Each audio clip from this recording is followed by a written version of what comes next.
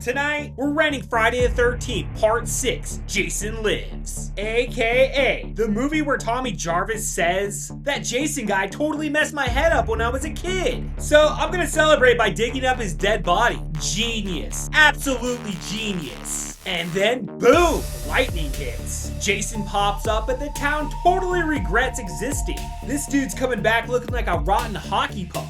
He starts folding people in half like it's laundry. Heads roll, limbs fly, bodies drop. And this movie's cracking jokes the whole time. So let's go ahead and pop in this VHS and watch Jason murder his way through camp like he's doing cardio. Happy Friday the 13th.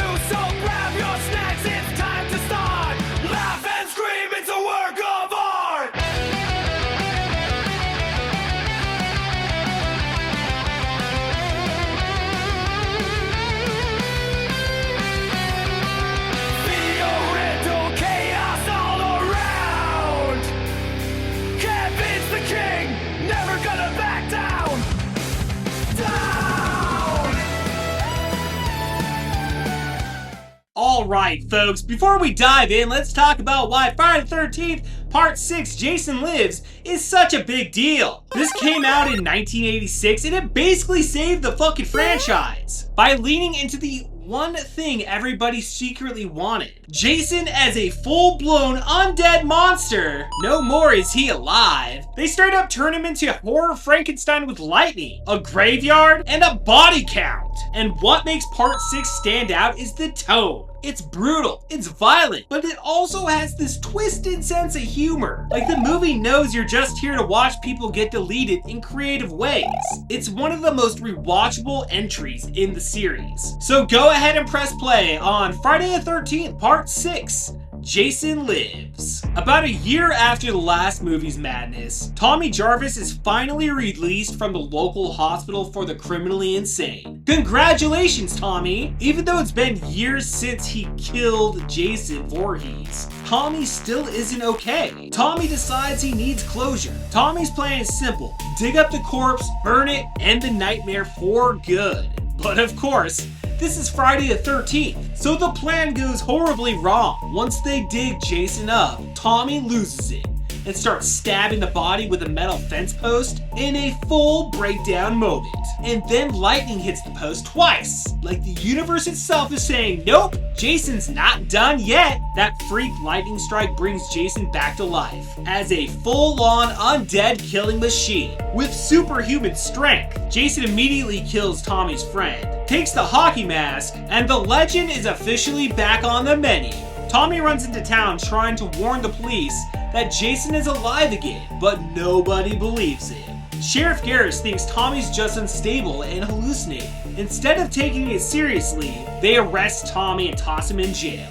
Meanwhile, two camp counselors, Darren and Elizabeth, are driving around lost trying to find the way to camp. They stumble into the wrong place at the worst time and cross paths with Jason, and he kills them both. The next day at the station, the sheriff's daughter Megan shows up with her friends Sissy and Court, plus Paula, Elizabeth's sister. They report that Darren and Elizabeth are missing. Tommy tries to warn them, but at this point Jason is basically treated like a spooky local urban legend. Megan is clearly intrigued by Tommy right away, but she doesn't know if she should believe him. While all that's happening, Jason is out in the woods running into random people, including a corporate paintball group, and he absolutely annihilates them. Like, not even remotely fair. He steals a machete, upgrades his loadout, and continues on his warpath. Back at Camp Forest Green, kids are arriving and the teenage counselors are trying to act like nothing is wrong.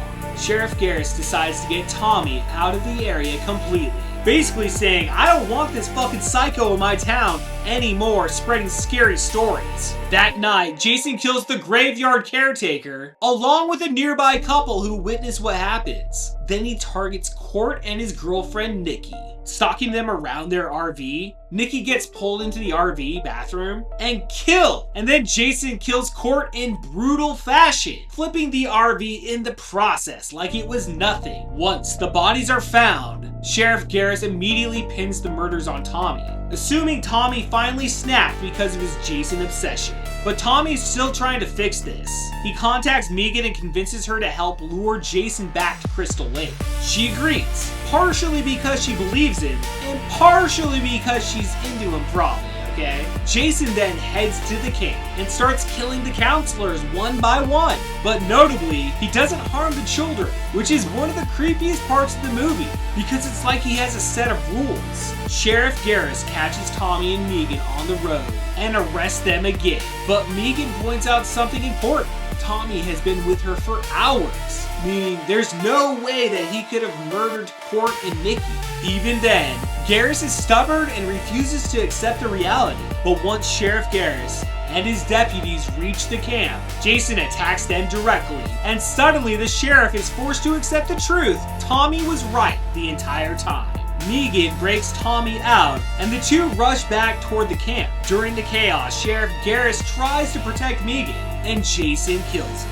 Jason then goes after Megan, but Tommy pulls Jason's attention by calling him out from a boat in the middle of Crystal Lake. Tommy's plan is to trap Jason into the lake for good. He chains a giant rock to Jason and sends him to the bottom. But Jason doesn't go down easy. Megan dives in to save Tommy, and in the struggle, she uses the boat motor to strike Jason and send him back down into the depths. She gets Tommy to the shore, performs CPR, and brings him back.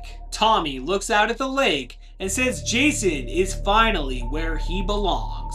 But in the final shot, we see Jason underwater, stuck at the bottom of Crystal Lake, still alive but trapped. Friday the 13th Part 6, Jason Lives, ladies and gentlemen. This has always been one of my favorites in the entire franchise. A lot of people talk shit about this movie, but I personally love the combination of horror and comedy, okay? Anytime you can blend those two together, well, it's always gonna make a good time, right? The actors in this movie do a really solid job. And the guy who plays the sheriff, dude, that guy is my favorite character in the entire film. He's funny, he's witty, he's ready to fucking go. He's just awesome. It's also pretty cool that you've got the guy playing Tommy Jarvis, right? Tom Matthews? Or whatever his name is, I don't know. I'm bad with fucking names, okay? Who's also in the Return of the Living Dead. And Return of the Living Dead is one of my favorite films of all time. But that movie has a rich history of actors crossing over around that same time frame and ending up in a Friday the 13th film.